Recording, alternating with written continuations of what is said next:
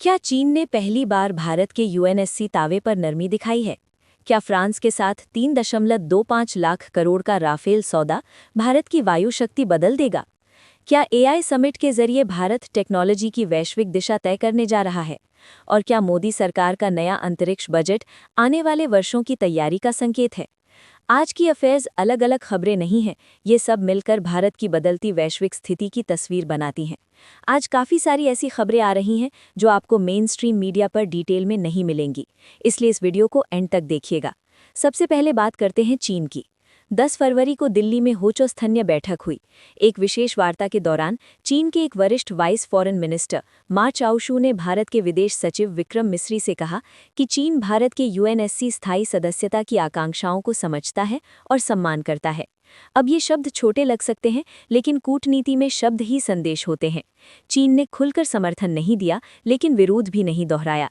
याद रखिए, America, France, रूस और ब्रिटेन पहले ही भारत का समर्थन कर चुके हैं। चीन अकेला P5 देश था जो अस्पष्ट था। तो क्या ये रुख नरम पड़ रहा है? ये उसी समय हो रहा है जब LAC पर शांति बनाए रखने की बात दोहराई गई। वीज़ा, कैलाश मानसरोवर यात्रा और एयर सर्विस एग्रीमेंट अपडेट की चर्चा हुई। मतलब क्या? सीमा पर स्थिरता, बहुपक्षीय मंचों पर सहयोग और ब्रिटेन में भारत की 2026 अध्यक्षता को चीन का समर्थन। ये एक प्रैग्मैटिक बैलेंसिंग है, लेकिन क्या भरोसा पूरी तरह बहाल हुआ है?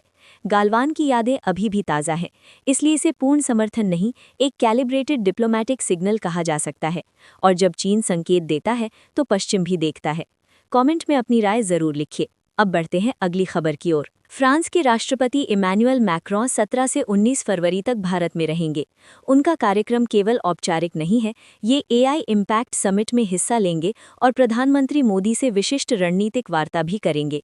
लेकिन इस यात्रा का असली भार सिर्फ कूटनीतिक शिष्टाचार नहीं है, इसके पीछे एक बहुत बड़ा आर्थिक आशा का सौदा खड़ा है। करीब 3.25 लाख करोड़ रुपए का प्रस्ताव, 114 अड्रैक राफेल लड़ाकू जेट्स की खरीद।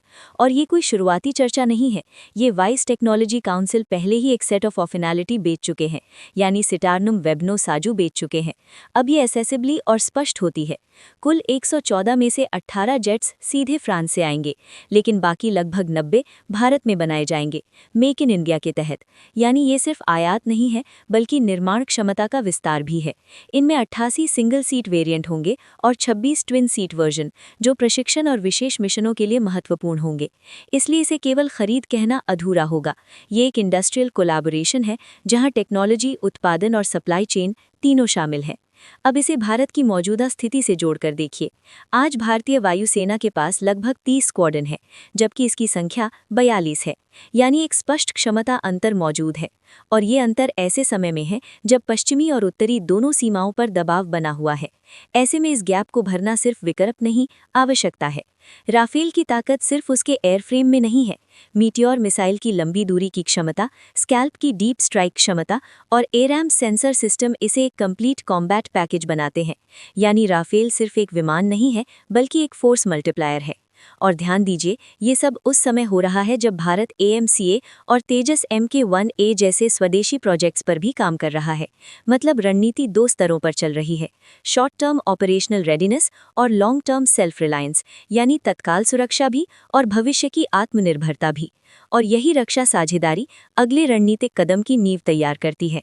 दोस्तों, अब बात करते हैं कि PM मोदी जी ने रक्षा बजट को लेकर क्या घोषणा की है।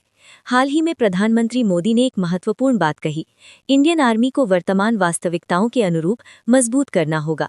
ये एक सामान्य बयान नहीं था, ये उस रणनीतिक सोच का संकेत था जो आने वाले वर्षों की दिशा तय करने वाली है। इसी सोच को अगर बजट में देखें तो तस्वीर और स्पष्ट हो जाती है। रक्षा बजट 2025-26 के लिए 7.85 लाख करोड़ रुपए निर्धारित किया गया है। ये पिछले वर्ष की तुलना में लगभग 15% की वृद्धि है। लेकिन असली संकेत कुल बजट में नहीं, कैपिटल एक्सपेंडिचर में छिपा है। कैपिटल एक्सपेंडिचर 2.31 लाख करोड़ रुपए तक पहुंच चुका है। और यदि इसे पीछे जाकर देखें, 2015 में यही आंकड़ा मात्र 83,000 रुपए था। यानी एक दशक में 3 गुना से अधिक वृद्धि। ये केवल खर्च बढ़ना नहीं है, ये प्राथमिकता का पुनर्संयोजन है। मतलब साफ है, संसाधन वहीं जा रहे हैं जहां सरकार भविष्य की सुरक्षा देख रही है। और इसी संदर्भ में प्रधानमंत्री का दूसरा संदेश आता है, जो भी करना पड़े करें। ये संदेश सिर्फ सैन्य नेतृत्व के लिए नहीं था, ये उद्योग जगत के लिए भी था। निजी क्षेत्र से साफ आह्वान किया गया, सिर्फ मार्जिन प्रोटेक्शन तक सीमित मत रहो, R&D में निवेश बढ़ाओ, इनोवेशन में जोखिम लेने का साहस दिखाओ, क्योंकि आधुनिक युद्ध केवल हथियारों से नहीं जीते जाते, वे तकनीक, डिजाइन और औद्योगिक क्षमता से जीते जाते हैं। अब इसे बड़े लक्ष्य से जोड़कर देखिए। विकसित भारत का लक्ष्य 2047 से है और उस लक्ष्य की नींव 3 स्तंभों पर टिकी है: रक्षा सशक्तिकरण, के टेक्नोलॉजी नेतृत्व और औद्योगिक आत्मनिर्भरता। जब ये तीनों एक साथ चलते हैं तभी दीर्घकालिक शक्ति बनती है, और यही दिशा अभी स्पष्ट रूप से दिखाई दे रही है। कमेंट में अपनी राय जरूर लिखिए। अब बढ़ते हैं अगली खबर की ओर। दोस्तों, अब बात करते हैं कि दिल्ली में हुई AI समिट की। दरअसल दिल्ली में AI इम्पैक्ट समिट 2026 शुरू हो रहा है, लेकिन ये सिर्फ एक टेक कॉन्फ्रेंस नहीं है, ये भारत की डिजिटल दिशा का संकेत है।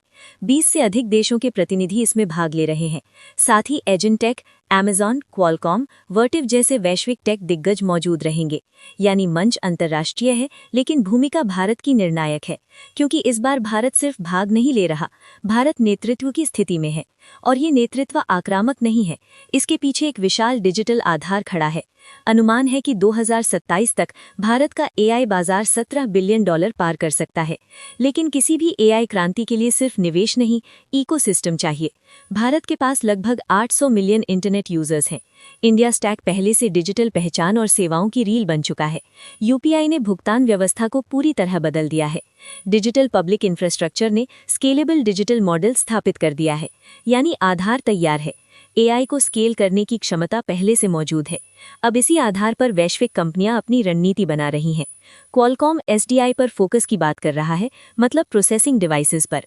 Amazon 2030 तक अतिरिक्त $35 बिलियन निवेश की घोषणा कर चुका है, जो क्लाउड और डेटा इंफ्रास्ट्रक्चर को और मजबूत करेगा।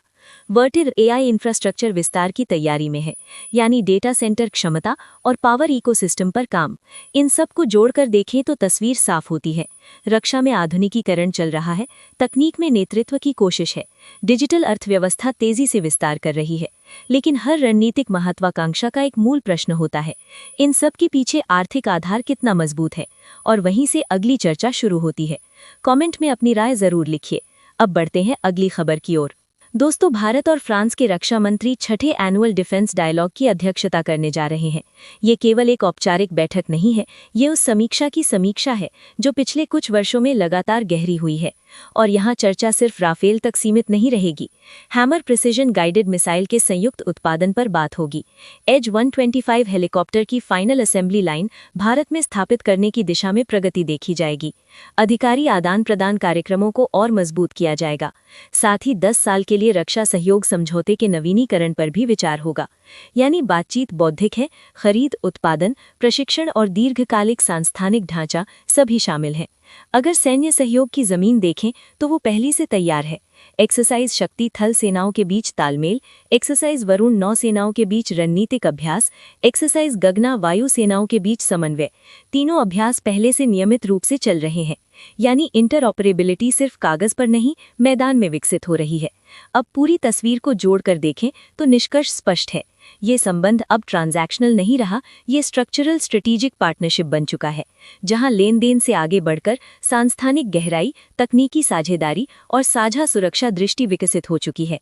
और इतिहास बताता है, जब रक्षा सहयोग मजबूत होता है तो तकनीकी और औद्योगिक शक्ति भी साथ साथ आगे बढ़ती है।